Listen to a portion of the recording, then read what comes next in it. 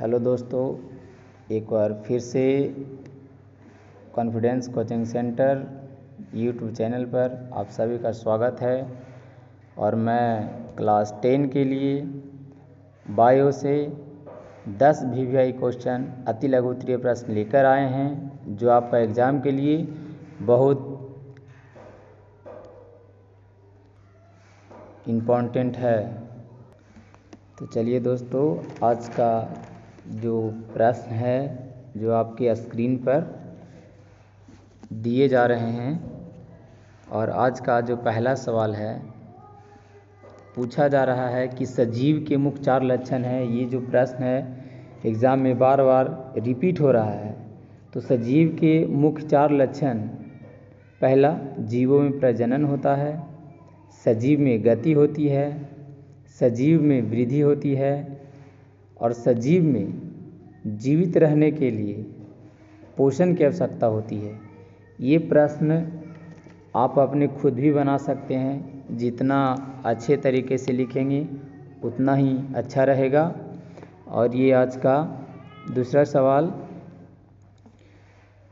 मनुष्य में कितने प्रकार के दांत होते हैं। ये तो सभी लोग जानते हैं कि मनुष्य में कितने प्रकार के दांत होते हैं, लेकिन एक बार फिर से मैं आप लोग को याद दिलाना चाहता हूँ कि दांत जो होते हैं 4 प्रकार के होते हैं। पहला, कृदनक दांत, भेदक, अग्रचर्वणक और चवर्णक होता है। इनके कार्य क्या हैं? इनके कार्य हैं कि दांत भोजन को काटने तथा चबाने का कार्य करती है। और उसके बाद कि एक वयस्क मनुष्य में कुल 32 दांत होते हैं। ये आप सभी को पता होगा, लेकिन इसको रिवीजन कर लेंगे। अगला क्वेश्चन देखते हैं। तो अगला क्वेश्चन है कि लैंगिक जनन का क्या महत्व है।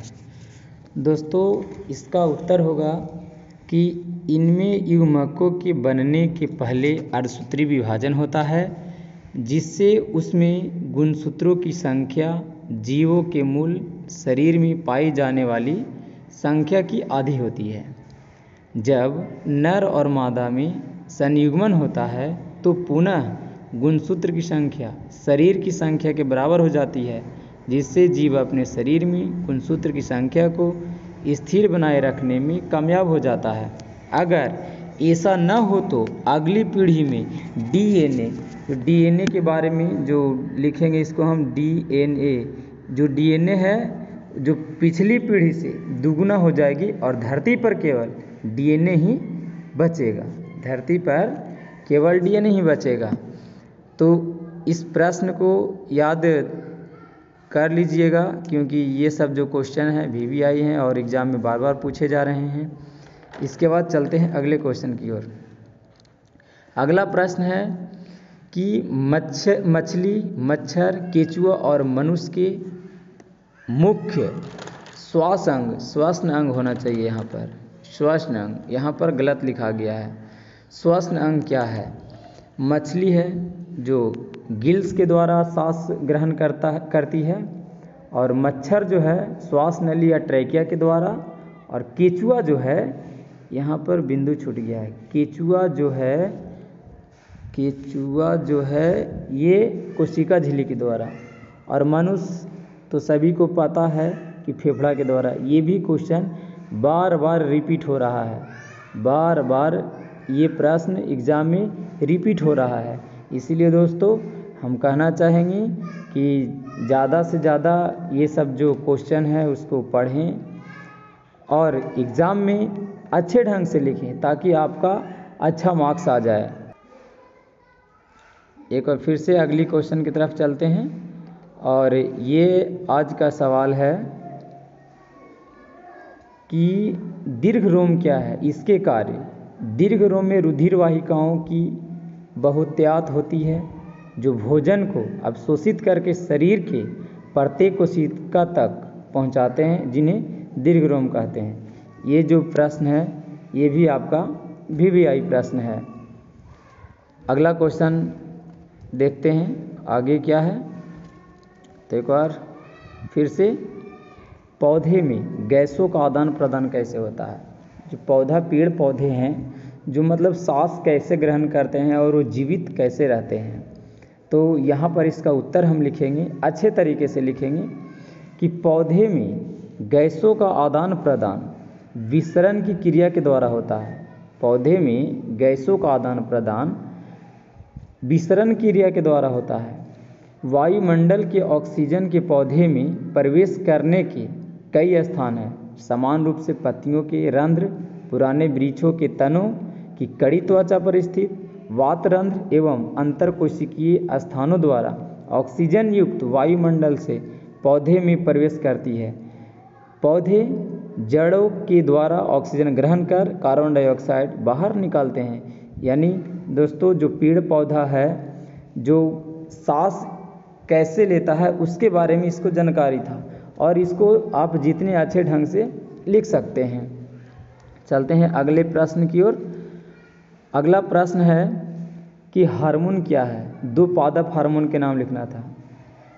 इसका उत्तर होगा कि पौधों की जैविक क्रियाओं के बीच समन्वय स्थापित करने वाले रासायनिक पदार्थ को पादप हार्मोन या फाइटो हार्मोन कहते हैं।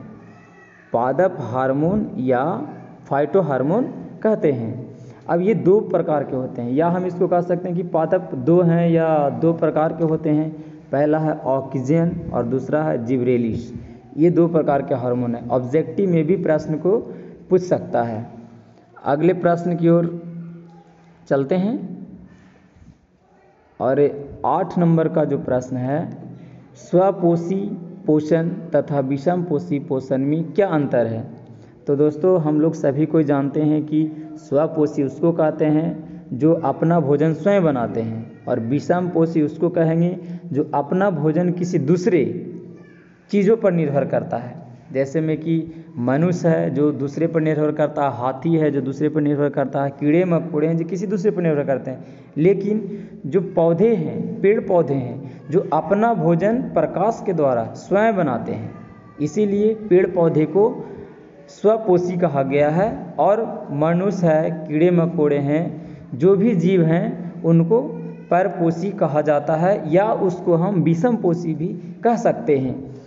यहाँ पर एग्जाम्पल में लिखे हैं सभी हरे पौधे। सभी हरे पौधे का मतलब जो भी पेड़ पौधे हैं वो सभी आ जाते हैं। तो दोस्तों अगला क्वेश्चन देखते हैं। अगला प्रश्न बोल रहा है कि जंतुओं में रासायनिक समन्वय कैसे होता है। अब जंतु में रासायनिक समन्वय कैसे होता है, तो इसका उत्तर होगा कि शारीरिक क्रियाओं के नियंत्रण और समन्वय में प्रयुक्त रासायनिक हार्मोन कहलाते हैं। ये समन्वय गलत हो गया प्रिंट। जो अंतःस्त्रावी ग्रंथियों के द्वारा साबित होते हैं, ऐसे तंत्र अंतःस्त्रावी तंत्र कहलाते हैं। इस प्रकार जंतुओं में रासायनिक समन्वय होता है। जैसे इसका मतलब है कि जंतु में क्या चीज़ का अनुभव करवाता है। जैसे में कि जंतु में क्या है, भूख लगता है तो हम लोग के खुद अपने में अनुभव हो जाता है, फीलिंग हो जाता है कि अब हमको भूख लग गया। अब प्यास लगा है तो अनुभव हो जाता है। तो ये हो गया कि इस प्रकार जंतु में रासायनिक समन्वय होता है। जैसे में भूख प्यास का अनुभव होना, या हाथ कट छट जाते हैं उनका भी अनुभव हम कर सकते हैं। इसके बाद नेक्स्ट क्वेश्चन है आपका 10 नंबर। ये आज का लास्ट क्वेश्चन है, और अगले दिन के जो वीडियो आएगा उसमें हम दीर्घ उत्तरीय प्रश्न को लेकर आएंगे जो 2023 के बच्चों के लिए VVI होगा। तो यहाँ आज का लास्ट क्वेश्चन देखते हैं कि श्वसन की परिभाषा दें। श्वसन क्या है? जो हम लोग सांस ग्रहण कर रहे हैं, ऑक्सीजन को ग्रहण कर रहे हैं, कार्बन डाइऑक्साइड को छोड़ रहे हैं, वही श्वसन है। लेकिन इसको हम लिखेंगे कैसे? तो दोस्त इसको हम उत्तर में लिखेंगे कि श्वसन उन सभी प्रक्रियाओं को सम्मिलित रूप है जिसके द्वारा शरीर में ऊर्जा का उत्पादन होता है। यानी जब ऑक्सीजन हमारे शरीर में प्रवेश करता है तो इसमें ऊर्जा का उत्पादन होता है। जैसे कि अगर हम कह भी सकते हैं कि अगर हम सांस ग्रहण न करें या सांस न लें तो क्या होगा। तो अगर हम सांस नहीं लेंगे तो हम जीवित नहीं रह सकते हैं, इसीलिए श्वास बहुत ज़रूरी है।